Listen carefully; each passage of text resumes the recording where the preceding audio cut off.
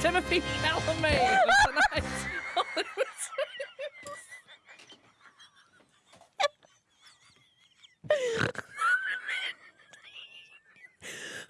That professional introduction means it's time for your favourite segment of the show, Hollywood Swingers. Why are they laughing? Hollywood Swingers, where we celebrate those Hollywood stars who have made a swing into swung. Made a swing into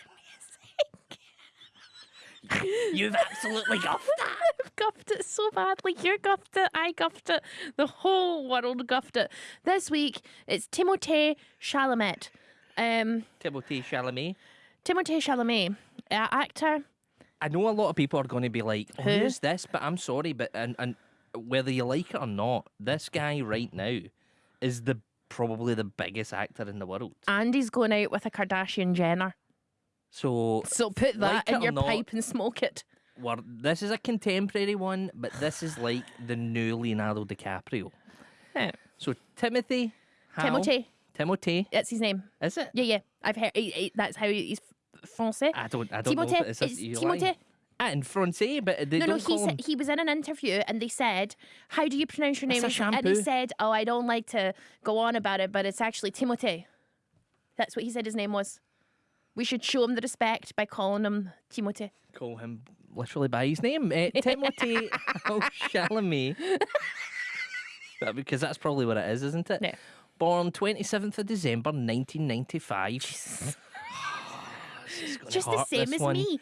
It was a Wednesday in New York City to Mother Nicole, who was as a real estate agent who was a former Broadway dancer, and Father Mark, who emigrated from France, worked for UNICEF and was also a New York correspondent for a French newspaper. Ooh, As a result, Français.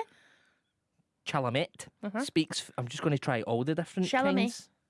Let's just try all the different kinds. Chalamet. Speaks fluent French. Fluent French. Fluent French.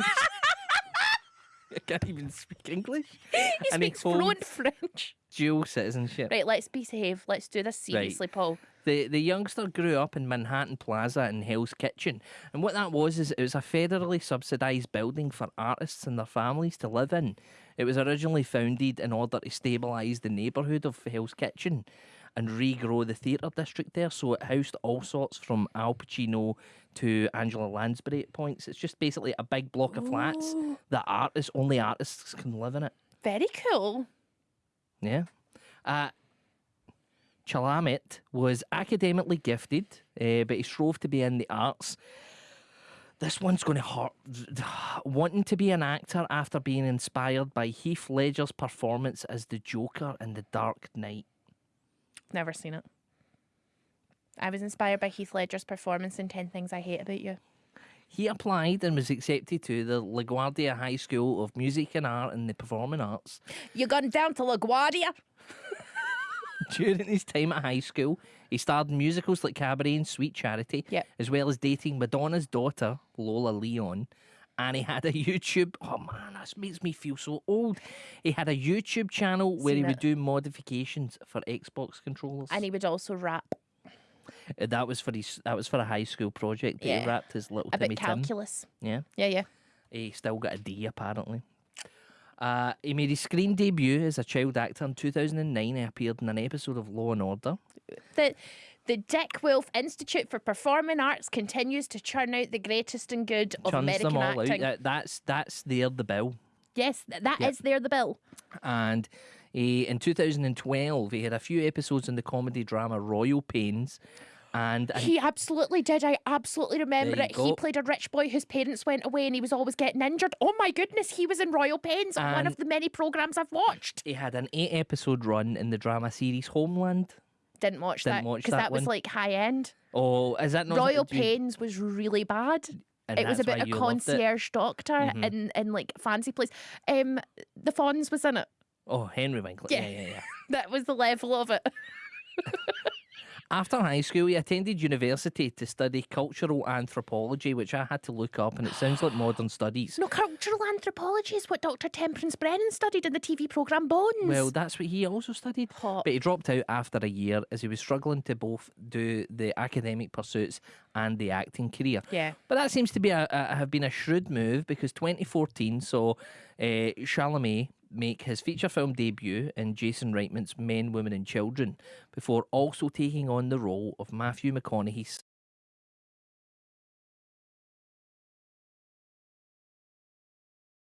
son in the Christopher Nolan box office hit Interstellar. Never seen it. Never seen it. The fourth dimension is love. Cool. The next couple of years saw Chalamet coast along in a few indie films, as well as he starred in the star-studded Christmas film Love the Coopers, which I've never heard of, but it had the likes of John Goodman, Diane Keating and Alan Arkin in it. To be fair, what is Diane Keaton known? Fair enough. She's in everything. 2017, though, that was his real breakout year. It saw the actor star in 4 films, which included the critically acclaimed Lady Bird, the Greta Gerwig movie. Yes. The Western drama Hostiles alongside Christine Bale. Yep. And then his real breakthrough role in Call Me By Your Name, starring as one of the leads opposite Armie Hammer. Where did he go? I can't even talk. Be a grown-up, Paul.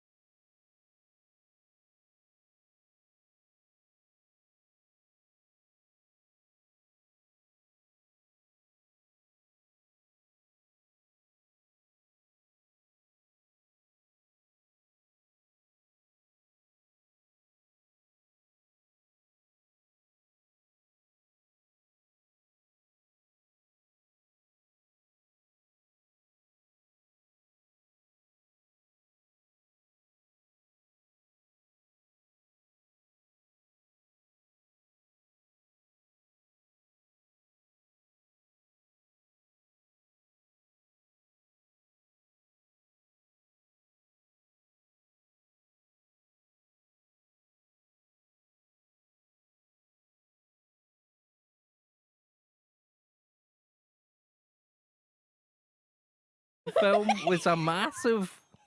It was a peach, man. It was a massive critical success. Did good business at the box office. It made back over 10 times its budget. And it saw Chalamet nominated for Best Actor at the BAFTAs, the Golden Globes, and the Oscars, where he was the youngest to be nominated in that category. And now I'm imagining him as the ShamWow guy. Other cloths are Don't make available. it hard to say. Just, you should have called yourself John. Hey, no, I do not agree with that. You make your name as hard as you like. Other people will get their stupid mouths round it. Timothée Chalamet. Some of us have mouths that find it difficult to say things. Timothée Chalamet. He's putting on a big purple hat. He's going to play the world's favourite chocolatier. But will it be a certain fact that this deserves a big golden ticket? No. Or is that just pure imagination? Huh. Come with me, and you'll be in a world of pure imagination. Reach out, touch what was once just in your imagination. Don't be shy, it's alright if you feel a little trepidation. Sometimes these things don't need explanation.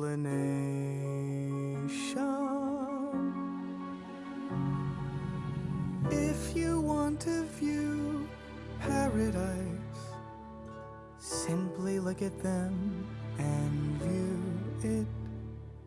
Somebody to hold on to, it's all we really need. Nothing else to it.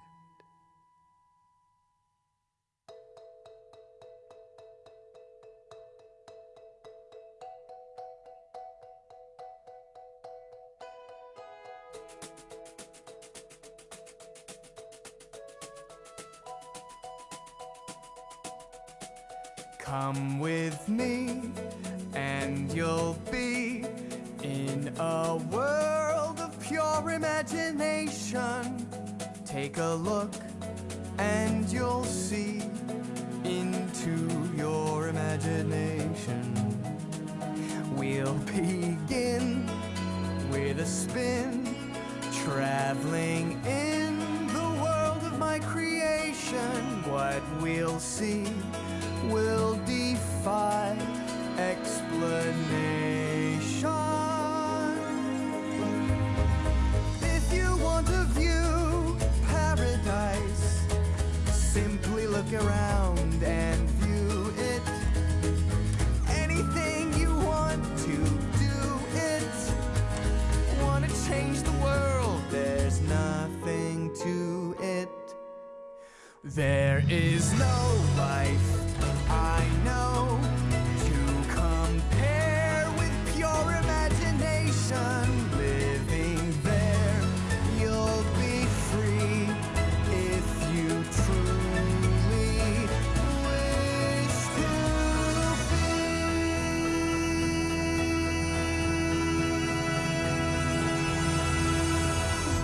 That was this week's Hollywood swinger, Timothée Chalamet, with Pure Imagination. Here in the Ashley Storrie Show, we rank our Hollywood swingers on a scale of 1 to 100. Kenny Rogers roasters, 1 being the worst, 100 being the best. Kenny Roger being the original and the greatest.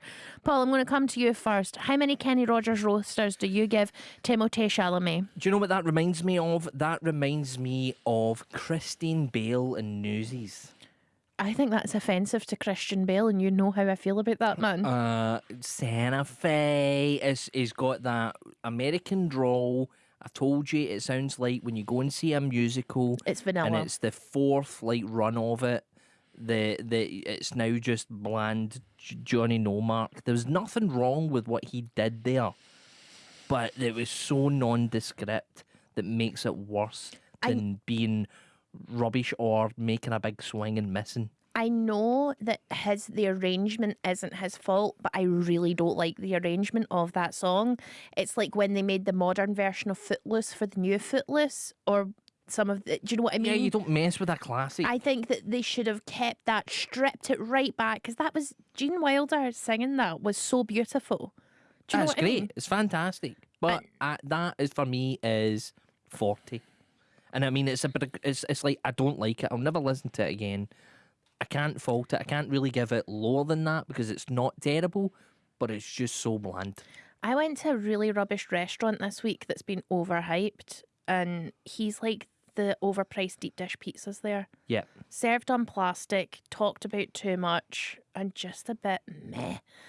But he sang all right. And so, with that in mind, 60 Kenny Rogers Roasters, because, you know, him and the auto-tune made music that sounded all right. And I shouldn't let my villainous intent towards him shine through. Do you know what I mean? Yeah. Because I don't like Dune. That's The second one's good. The first one is boring. the first Dune, the real Boring. Dune. No. The first Dune in the olden days. Yeah, but that's Awesome. That's not awesome. It's awesome in the same way that Highlander is awesome. I don't know about that. Yeah, you're doing Highlander a disservice. Highlander's still good. Okay, well, that's something that we can agree to disagree upon. Right, well, how can people get in touch? Get in touch via text 80295. Tell us how many Kenny Rogers roasters do you give Timothée Chalamet. Or they can Also, email. you can email us ashleystorieshow@bbc.co.uk, or you can WhatsApp 08085 92 95 00. Let us know. What did you think of Timothée? Did you enjoy it? Did you know who he was? Because I know so many of our listeners are going to be like, I have absolutely no idea who this Timothée Chalamet was, and why he's on this. Never heard of Dune, don't know it. So What's a Willy Wonka? Why are they laughing about peaches? get in touch via text, WhatsApp, or email. Let us know how many Kenny Rogers roasters So do you I give would Timothée? say, yeah, so I would say that was a pretty bland cover of a song from, you know, the Willy Wonka universe. The Wonkaverse. But there's been some cracking covers. I've got a golden ticket. Not that one. What is it? Is it raining? Is it snowing? Is a hurricane blowing? Is it that one? Unfortunately, no. Is it Oompa Doompa Loompa Doo? It's not Oompa Loompa Doompa Doo. Then, Paul- Oompa. What cover could this possibly be? It might be. It's DJ. It's Sammy Davis Jr. and he's covering that classic song from the very beginning of Willy Wonka and the Chocolate Factory, the Candyman Can.